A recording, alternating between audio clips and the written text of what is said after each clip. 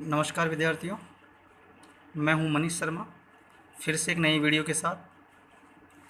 जैसा कि मैंने आपको बताया था कि हम जो क्लास 10th की सामाजिक की जो बुक है उसका रिवीजन करने वाले हैं, और इसमें से मैंने आपको चैप्टर नंबर 1 से लेकर 10 तक का रिवीजन करवा दिया है।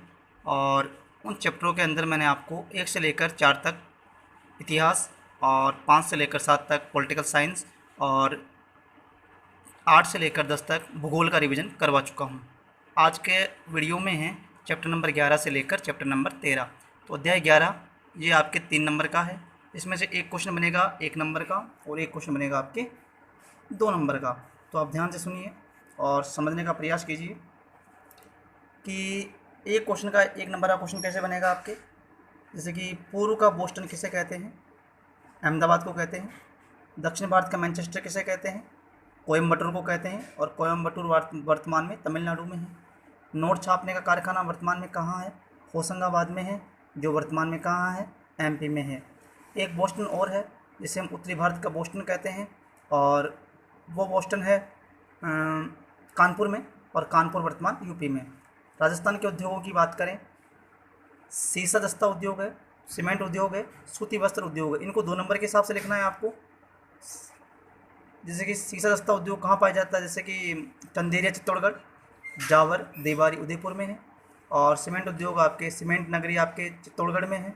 और जो पहला सीमेंट कारखाना था 1915 में बूंदी के लाखेरी में लगाया गया। और सूती वस्त्र उद्योग पहला जो लगाया गया वो लगाया गया आपके ब्यावर में 1889 में। और जो मैनचेस्टर कहते हैं वो हम भीलवाड़ा को कहते हैं। तो इसके बाद लौह इस्पात उद्योग है, द्वितीय पंचवर्षीय योजना में लगाए गए थे। तो इसमें कौन कौन से उद्योग लगाए गए? 3 उद्योग लगाए गए। कौन कौन से? जैसे कि आपके राउरकेला ओडिशा में है, जर्मनी की सहायता से लगाया गया था।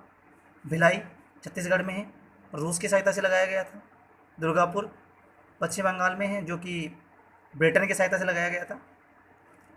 इसके बाद भारत में सूती वस्त्र उद्योग के बारे में बताना है कि पहला कारखाना कहाँ लगाया गया था। जैसे कि फोर्ट ग्लास्टर में लगाया था, लेकिन वो सफल नहीं हुआ था, तो 1854 में लगाया। दूसरा सीमेंट उद्योग का पहला कहाँ लगाया था? 1904 में। कहाँ? चेन्नई में, लेकिन वो सफल नहीं था। फिर 1854 में गुजरात में लगाया था। फिर लोहा इस्पात उद्योग ये कहाँ लगाया गया था? आपने सुना होगा कुल्टी बर्नपुर, वहाँ। तो इसके बारे में बताना 2 नंबर के हिसाब से। और राजस्थान में औद्योगिक विकास पर टिप्पणी लिखना है। इन सबको आपको 2 नंबर के हिसाब से बताना है। और ऊपर वाले जो क्वेश्चन हैं 1 2 3 नंबर, इनको आपको 1 नंबर के हिसाब से बताना है। इसके बाद बात करते हैं अध्याय नंबर 12 मानव संसाधन। इसमें भी एक क्वेश्चन 1 नंबर का और एक 2 नंबर का है। तो इसमें जैसे भारत का घन है तो 382 है। सर्वाधिक कौन से राज्य का है? जैसे कि केरल का है 1100, सॉरी बिहार का है 1106। न्यूनतम अरुणाचल प्रदेश का कितना है? 17 है। 1 नंबर के हिसाब से बता रहा हूँ मैं आपको। लिंगानुपात कितना कितना है भारत का? 943 है। सर्वाधिक कौन से राज्य का? केरल का है। कितना? 1084 है। सबसे कम किसका है? हरियाणा का 879 है। साक्षरता में भारत की टोटल साक्षरता कितनी है? 73% है। इसमें केरल की कितनी है? 94.1 है। और सबसे कम किसकी है? बिहार की है। इसके बाद राजस्थान का घनत्व कितना है? 200। लिंगानुपात कितना है? 928। साक्षरता कितनी है? 66.1। सर्वाधिक कौन से जिले का घनत्व है? जयपुर का। न्यूनतम किसका है? जैसलमेर का। तो जयपुर का कितना है? कितना है जयपुर का? 595। जैसलमेर का 17।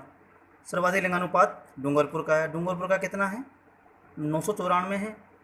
सबसे कम किसका है? धौलपुर का। कितना है? 846। साक्षरता सर्वाधिक किसकी है? कोटा की है। और सबसे कम किसकी है? जालोर की है।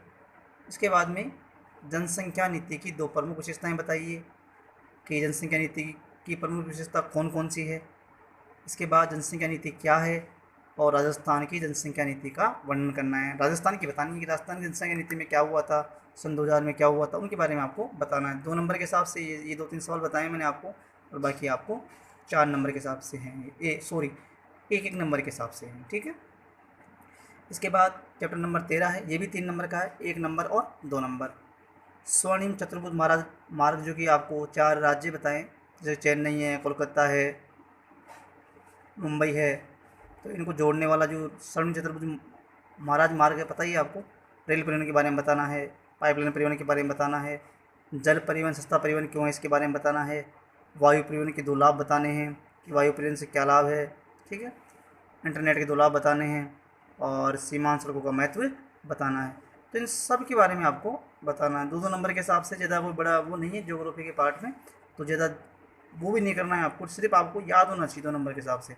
और 1 नंबर के भी इसमें कई सवाल बनते हैं, जैसे कि मैंने आपको बताया था, इन्हीं में से बन जाएंगे कि पहला वायु परिवहन कब शुरू हुआ, रेल परिवहन राजस्थान में कब शुरू हुआ, या भारत में कब शुरू हुआ, या पाइपलाइन से क्या फ़ायदे हैं, किस सस्ती है, तरल है और पैसा कम लगता है, टाइम कम लगता है, जल परिवहन सस्ता परिवहन क्यों है, और रेल परिवहन में बता ही दिया मैंने आपको, वायु परिवहन बता ही दिया, इंटरनेट के लाभ सब जानते ही हैं। एक क्वेश्चन है, प्रधानमंत्री सड़क योजना कब प्रारंभ हुई, पता ही है सभी को। 25 दिसंबर 2000 में शुरू हुई थी। 25 दिसंबर को क्यों प्रारंभ हुई, क्योंकि इस दिन अटल बिहारी जी का, जो हमारे देश के प्रधानमंत्री थे, उनका जन्म दिवस है। तो आप इनको ध्यान से पढ़ें और उनका बार बार अभ्यास करें, और जो पुरानी वीडियो उनको भी देखते रहें और उनका अभ्यास करते रहें, तो आपको निश्चित ही सफलता मिलेगी। तो बाकी नेक्स्ट वीडियो मैं आपके लिए जल्दी लेकर आऊँगा, और वो होगा आपका इकोनॉमिक्स का, अर्थशास्त्र का चैप्टर नंबर 14 से लेकर चैप्टर नंबर 18 तक। तो मिलते हैं नेक्स्ट वीडियो में आपको। Thank you. जय हिंद, जय भारत, जय राजस्थान।